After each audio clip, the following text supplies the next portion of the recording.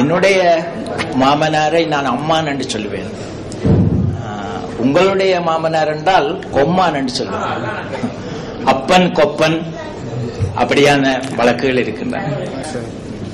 என்னுடைய பெயர் ஞானசுந்தரம். இந்திய மொழிகள் நடுவர் நிறுவனம் கட்டுரையாளருக்கு முதலில் எனது பாராட்டுதல் ஏனென்றால் யுனெஸ்கோ நிறுவனம் இன்று உலகிலே உள்ள 6000 மொழிகளில் ஏறக்குறைய 3000 மொழிகள் அழிவை நோக்கி சென்று கொண்டிருக்கின்றன என்ற செய்தியை இங்கே சொல்ல விரும்புகிறேன். 2, அந்த மொழிகள் அழிவு என்பது மொழிகளுக்கு மாத்திரமல்ல, கிளை மொழிகளுக்கும் உரியது.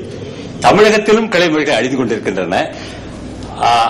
கட்டுரையாளர் அவர்களது நோக்கிலே, சமுதாய மொழியியல் நோக்கிலே அவர் சில பல காரணங்கள் இங்கே கூறியது மிக அருமையாக இருந்தது. 1, ஆங்கிலத்தில் அவர்கள் சொல்வார்கள் ஸ்டிக்மடைஸ் ஃபார்ம் என்று, அதை அழகாக தமிழிலே இழிவு நோக்கு என்று குறிப்பிட்டார்கள்.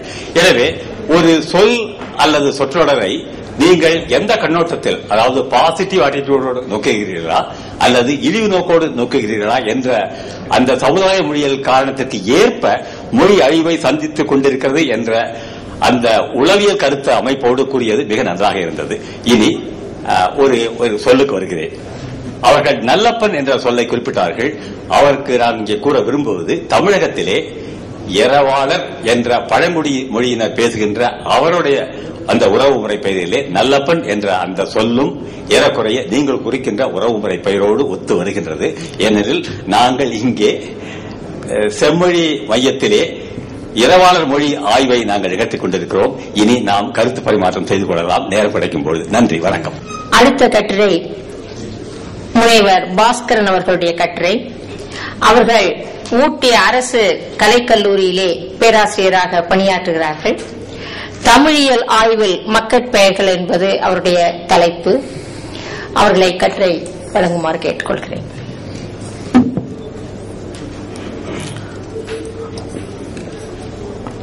உலகத்தமிழ் மாநாட்டினுடைய, குறிப்பாக செம்மொழி மாநாட்டின் இந்த அரங்கில் பேராசிரியை ராதா செல்லப்பன் அவர்களின் கீழ் அமைந்த இந்த அமர்வில் மொழியியல் சார்ந்த சில கருத்துக்களோடு, குறிப்பாக தமிழ்நாட்டில் தமிழாய்வு தமிழியல் ஆய்வாக மலர்ந்து அந்த தமிழியல் ஆய்வு என்கின்ற ஒரு நெறியில் இலக்கியம் இலக்கணத்தை தவிர நாட்டுப்புறவியல், இதழியல், அகராதியியல் என்று பல்வேறு பரிமாணங்களை தொட்ட இந்த தமிழியல் ஆய்வு ஒரு காலகட்டத்தில் மொழியியலோடு தொடர்புடைய சொற்கள் பற்றியும் பெயர்கள் பற்றியுமான குறித்த ஆய்வு என்பது தமிழ்நாட்டில் ஏற்கனவே தன்னுடைய தலைவர் அவர்களுடைய தொடக்க உரையிலே சொல்வது போன்று மிகவும் அருகியே காணப்படுகின்றது. கிட்டத்தட்ட MOL பட்டத்திற்கும் சங்ககால சிறப்பு பெயர் என்று சொல்லப்படுகின்ற அந்த MOL பட்டத்திற்கும், அதே போன்று ராபி சேதுப்பிரியினுடைய ஊரும் பேரும் என்ற நூலும், அதற்கு பிறகு கேரள பல்கலைக்கழகத்திலே டாக்டர் கி நாச்சிமுத்து அவர்களுடைய வழிகாட்டுதலின் கீழ் கேரள மக்களினுடைய அந்த பகுதியினுடைய ஊர் பெயர்களுடைய மீட்டுருவாக்கம் பற்றியும் கோவை நகரத்தினுடைய இடப்பெயர்களை பற்றியுமான ஒரு குறித்த ஆய்வு ஊர் பேராய்வில் அனைவரையும் கவனம் செலுத்த வைத்தது. நான் மதுரை பல்கலைக்கழகத்திலே முதுகலை படிக்கும் பொழுது, அப்பொழுது நாங்கள் 20 பேர் MPhil பட்டம் படித்துக் கொண்டிருக்கும் பொழுது ஒவ்வொருவருக்கும் ஒவ்வொரு ஊராட்சி ஒன்றியங்களை கொடுத்து ஊர் பேராய்வை நிகழ்த்த சொன்னார்கள். அது மட்டுமல்லாமல் இது என்னுடைய கட்டுரை பேராய்வினுடைய ஒரு அறிமுகமாகத்தான் நான் ஒரு 10 நிமிடத்துக்குள்ள கட்டுரை முடித்துக் கொள்கிறேன். அதற்கு முன்னால் ஒரு 5 நிமிடம் அறிமுகம், 10 நிமிடத்திற்குள்ள என்னுடைய கட்டுரை முடித்துக் கொள்கிறேன். ஆக அந்த வகையில் இங்கே பல்வேறு பேராசிரியர் பெருமக்கள் வந்திருக்கிறார்கள். இது மொழியியல் அமர்வு.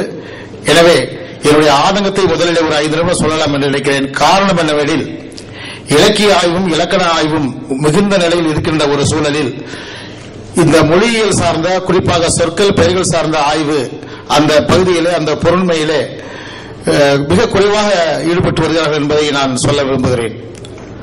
அதற்கு அடுத்தாற்போல் மதுரை பல்கலைக்கழகத்தில் இந்த ஊர் பேராய்வை பற்றி நிகழ்த்திய ஒரு காலகட்டத்திற்கு பிறகு இந்த மக்கட் பேராய்வை பற்றியும் நிகழ்த்த வேண்டும் என்று ஒரு சிலர் விரும்பினார்கள். அந்த வகையில் தற்பொழுது சோழவந்தான் கல்லூரியில் பணியாற்றிக் கொண்டிருக்கிற டாக்டர் முத்தையா, நான் போன்றோர் முனைவர் பட்டத்திற்காக டாக்டர் நாச்சிமுத்து அவர்களுடைய தலைமையிலே நாங்கள் முனைவர் பட்டத்துக்கு இந்த பெயராய்வை எடுத்துக்கொண்டோம். அதற்கு பிறகு பலர் எம்பில் பட்டத்திற்காக இதை ஆய்வு செய்து வருகிறார்கள். குறிப்பாக ஒரு நாட்டினுடைய வரலாற்றையும் ஒரு நாட்டினுடைய பண்பாட்டையும் அதனுடைய பழக்க வழக்கங்களையும் தெரிந்து கொள்வதற்கு நாணயங்கள், செப்பேடுகள், கல்வெட்டுக்கள் இது போன்ற ஆவணங்கள் எல்லாம் எவ்வாறு நாம் ஆவணமாக நினைத்து அதை நாம் எடுத்துக்கொண்டிருக்கிறோமோ அதே போன்று ஒரு நாட்டில் விளங்குகின்ற ஆட்பெயர்களும், குறிப்பாக மக்கட்பெயர்களும், தெருப்பெயர்களும், ஊர் பெயர்களும் ஒரு நாட்டினுடைய மரபையும் அதனுடைய பாரம்பரியத்தையும் ஆவணப்படுத்துகின்ற ஒரு மிகச்சிறந்த ஆவணம். மா நயினார் அவர்களுடைய பேரும் பெருமையும் என்ற நூலிலே மிக சிறப்பாக சொல்லியிருப்பார். ஆக இத்தகைய ஆய்வு இந்த தமிழியல் ஆய்விலே மிக குறைவாக வருகிறது என்பது ஒரு சொல்லத்தக்க ஒரு செய்தி. அந்த வகையில் பார்க்கும் பொழுது மேல்நாடுகளிலே, குறிப்பாக ஜெர்மனி, இங்கிலாந்து போன்ற நாடுகளில் ஒரு குழந்தை பிறந்த உடனே அந்த அரசாங்கத்திற்கு பெயர் வைப்பதற்காக அரசாங்கத்திற்கு விண்ணப்பம் செய்யப்பட வேண்டும். விண்ணப்பம் செய்ததற்கு பிறகு அவர்கள் உங்கள் குழந்தைக்கு இந்த பெயர் வைக்க வேண்டும் என்ற ஒரு ஆணையை ஒரு சில நாடுகளிலே பின்பற்றப்பட்டு வருகிறது. அந்த வகையிலே பார்க்கும் பொழுது நம்முடைய நாட்டில் அது மாதிரியான ஒரு நிகழ்வு இல்லாததால் நம்முடைய பெயரிடும் முறைகள் காலந்தோறும் மாறுபட்டு வருகிறது என்கின்ற சூழலிலே இந்த தமிழியல் ஆய்வில் பேராய்வு வரலாறு என்பது எந்த நோக்கில் அமைகிறது என்பதை என்னுடைய கட்டுரையிலே சுருக்கமாக சொல்ல விரும்புகிறேன். பெயர்களுக்குரிய காரணத்தை அறிய விரும்பும் சிந்தனை மிக பழமையானது. இவற்றில் மக்கள் பெயர்கள் பற்றிய ஆய்வு, மொழியின் பயன்பாடு, சமய நம்பிக்கை, நாட்டுப்புற வழிபாடுகள், சடங்குகள் போன்ற பல கூறுகளை உள்ளடக்கியதாக அமைகிறது.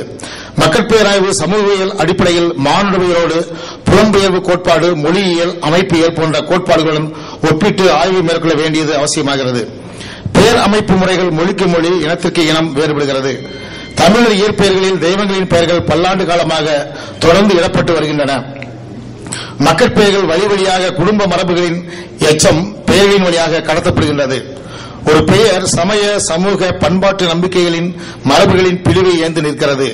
எனவே பெயராய்வு என்பது பல்வேறு இனங்களின் பரிமாணங்களை உள்ளடக்கிய மானுட ஆய்வாக விரிகிறது.